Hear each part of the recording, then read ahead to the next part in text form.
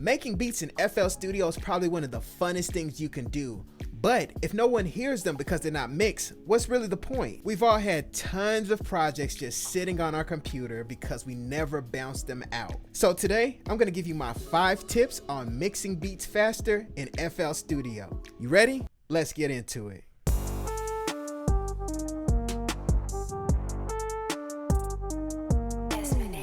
Tip number 1, assign your sounds to the mixer once you've committed to adding them to your beat. So what I'm gonna do here on my keyboard, I'm gonna go ahead and highlight all these sounds. I'm gonna hit Command L since I'm using Mac, and now we have all the sounds here on our mixer. Now, once we're here, we can continue to add EQs and effects to really shape our sound. Keep in mind, while you're making the beat, you want to focus on feel and not really getting super surgical with all kinds of EQs and effects. However, assigning the sounds to the mixer early, even if they're like drum sounds that you're not going to add anything else to, is going to save you time later. Once you want to start leveling everything out, it's going to already be right here in the mixer and you can start the process quickly. Tip number 2, name your sounds in the mixer after you arrange your beat. So you've cooked up a fire beat, you have the intro going, the chorus going, the outro, all kinds of drops going, and you know that it's fire and it's ready to go. Once you get to that point, instead of waiting and doing this later or not doing it at all, what you want to do is have your sounds all assigned here into the mixer once again. Then you want to actually start naming them. Here on my keyboard on Mac, I'm just going to hit Function F2. Once I do Function F2, this is going to allow me to rename the sounds. And of course, you could just right click and go ahead and click on rename. That gives you another option to rename the sounds. And what you want to do is name them sounds like, you know, guitar or kick, snare, high lead, something that makes more sense instead of these real generic names like you can see right here on my screen at the moment. The reason is if you sell a beat and the engineer needs the track out, they're going to have the sounds named like this, all weird and strange, and the engineer is going to have to go through the process of naming them something appropriate so they know what they're looking at whenever they're mixing the song for the artist in Pro Tools. Now, if you're a producer and you've watched different producer interviews, you know one thing is that an engineer is a producer's best friend. He or she can open up a ton of doors. So you want to keep them happy by naming them appropriately so that way they can start the mixing process for the artist who buys your beat quickly. Tip number 3, open up pockets in your mix. Now, if you've checked out my tutorials, you know that I try not to get you guys to get overly scientific when it comes down to mixing your beats. I get it. It's 8 p.m. It's after work. You only have about an hour or so to cook up some fire before you have to go to sleep or study or get back to work for whatever reason. A great way to get faster at mixing your beats is by opening up pockets.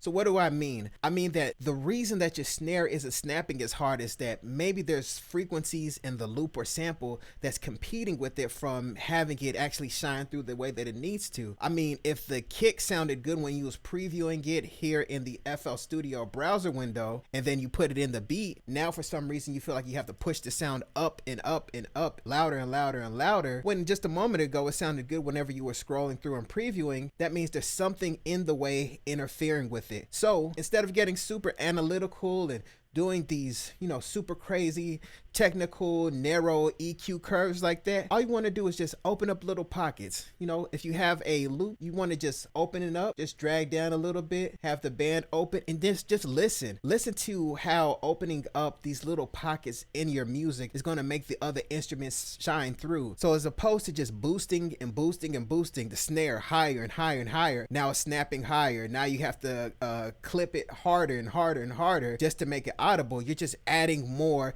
and making things louder. Then you're going to start to smack against the master bus, which is going to make it hard for an artist's voice to actually fit and sit in the beat the way that it needs to. So once again, the way to prevent that is by opening up pockets.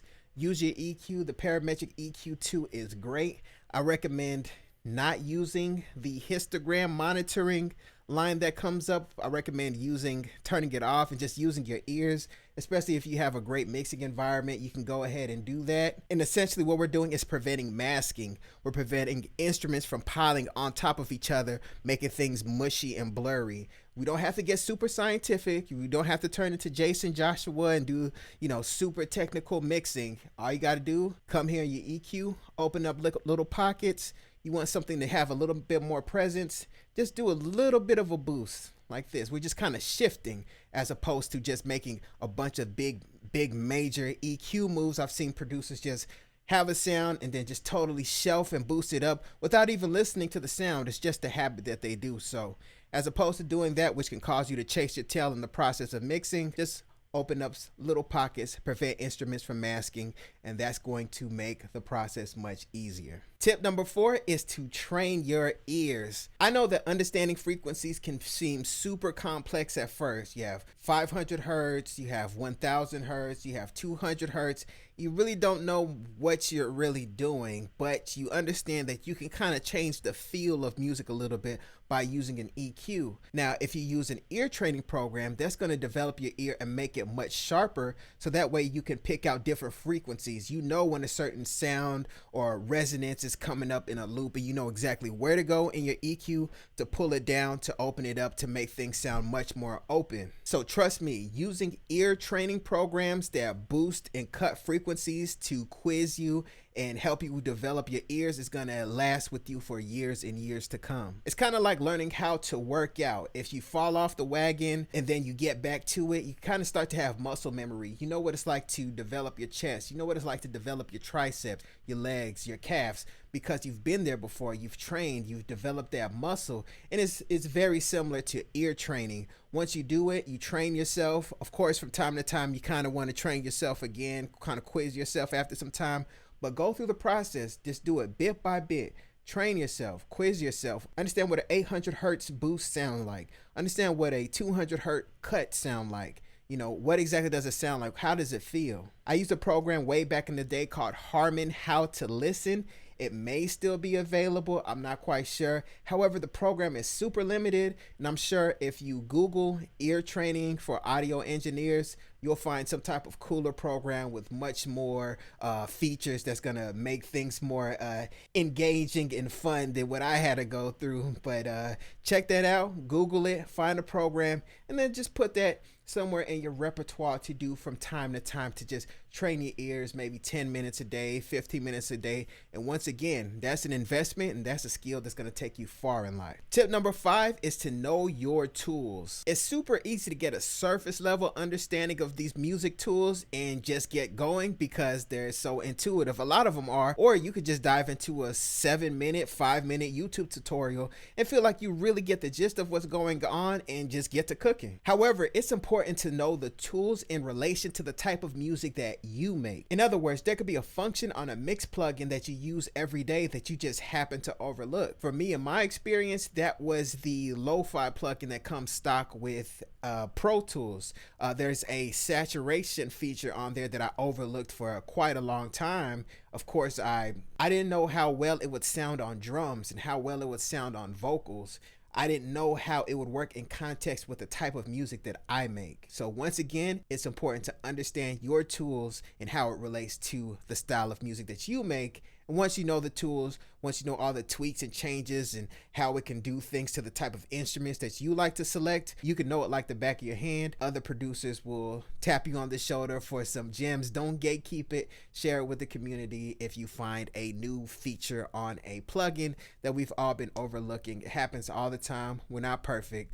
A lot of us skip looking at the manual sometimes, so make sure you give that information and give that game out to the community. There's a lot of moving parts when it comes to music and music production, so be patient with yourself. Practicing even 30 minutes a day with a timer is much better than waiting till your day off or some type of vacation to cram all your work, all your practice into one tiny time frame. You're gonna feel hopeless and burnt out if you take that approach with music. Take this music thing in bites consistently over time, and I promise in 6 months, in 1 year, you're going to look back and see how much you've improved and be sincerely impressed with yourself. And you can look back and say, wow, look how much I've grown. Listen to how my music sounded back then. Listen to how it sounds now. And I was able to get there through consistency, through commitment, and bite size over time, and this has caused me to be this great producer. I hope you enjoyed this video. If you did, make sure you hit like and subscribe.